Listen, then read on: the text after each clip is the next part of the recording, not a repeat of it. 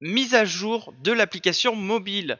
Sur votre gauche, l'ancienne interface que possédait la Tesla, donc sur ma voiture au moment où je l'ai fait, et celle de droite, c'est ce qui s'est passé juste après la mise à jour.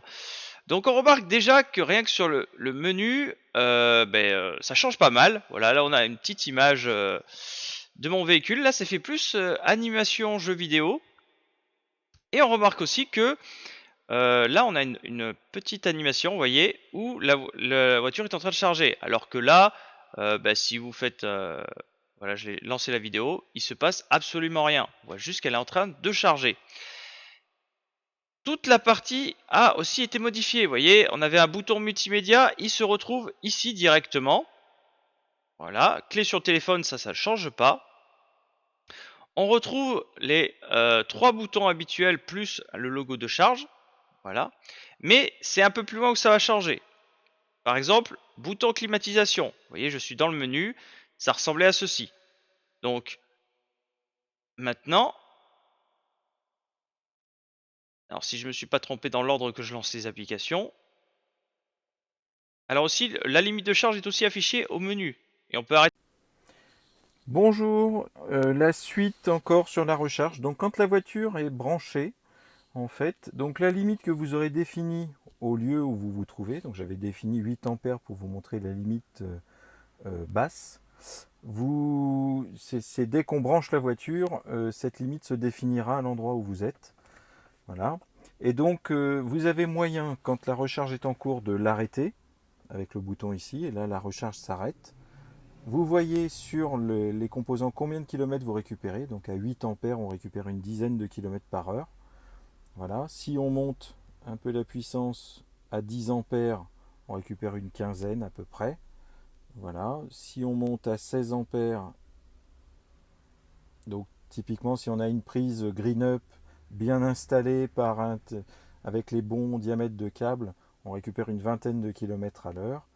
Voilà. Si on monte après derrière sur des charges plus hautes, à 32 ampères, voilà, on voit qu'on récupère environ 40-50 km par heure. Alors il s'agit de recharge en monophasé. En triphasé, les puissances sont triplées au final, c'est-à-dire que chaque phase envoie une quantité de courant avec la même tension, et comme la puissance correspond à la multiplication de la tension et de l'intensité, il y a 3 fois plus de courant et de puissance. Voilà. Donc, si vous planifiez une recharge, donc par exemple pour un départ demain à 7 heures, voilà, et que la puissance de charge le permet, la voiture va privilégier, en fait, c'est-à-dire que là la recharge est arrêtée, la voiture va privilégier de prendre la puissance en heure creuse quand on a quand on a mis le réglage chargé en heure creuse. Si là je descends la puissance à 8 ampères, ce qui correspond à 5 ampères, à une toute petite puissance, alors la recharge va démarrer pour pouvoir compenser le fait que la voiture doit partir et se recharger. Hein. Donc si ce n'est pas possible d'atteindre la limite que vous avez définie, la voiture se mettra à recharger tout de suite pour... Là, on retrouve le bouton activer ou couper la climatisation. On l'a ici. On retrouve la température qui est ici. Mais aussi maintenant, on a le bouton ventiler qui était avant dans le menu contrôle. On retrouve donc les deux sièges avant chauffants et cette fois-ci le bouton euh, désembuyage pare-brise se retrouve directement sur le pare-brise. Petite chose qui change et qui est vachement mieux, c'est la partie intérieure-extérieure. Avant, on n'avait que la température intérieure. Vous voyez, à l'intérieur, il fait 24. Maintenant, je sais qu'à l'intérieur, il fait 25 et que dehors, il fait 17. C'est un petit détail, mais c'est toujours sympa à voir. Et surtout que là, vous voyez, mon véhicule est branché. Alors que là, l'animation me l'affiche comme non branché. Donc, je vais lancer les deux. De vitesse et le réglage de distance. Donc en fait tout se passe avec la molette droite sur le volant. En jouant avec la molette, on peut monter ou descendre la vitesse réglée, et en bougeant donc juste de la droite ou la gauche, on peut choisir la distance de sécurité entre deux véhicules. Quand on active la molette d'un cran, ça bouge d'1 km/h. Quand on donne un coup un peu plus rapide, le saut se fait de 5 km/h. Vers le haut, on augmente. Vers le bas, Vous voyez, voilà, on n'a plus des vaguelettes. Maintenant, c'est vraiment, on a une fumée rouge pour dire chaud et fumée blanche pour dire ventilation ou froid. Donc là, on peut toujours activer les 2 sièges avant chauffant, pas de problème, ça change pas. Hop, je suis allé trop loin. Voilà. Là, j'appuie sur contrôle et vous voyez toujours une petite animation. Et là, voilà, contrôle change. Avant, c'était commande, maintenant c'est contrôle. Vous voyez, on retrouve donc le clignotement, klaxon et démarrer à distance en bas, avec bien sûr ventiler les fenêtres.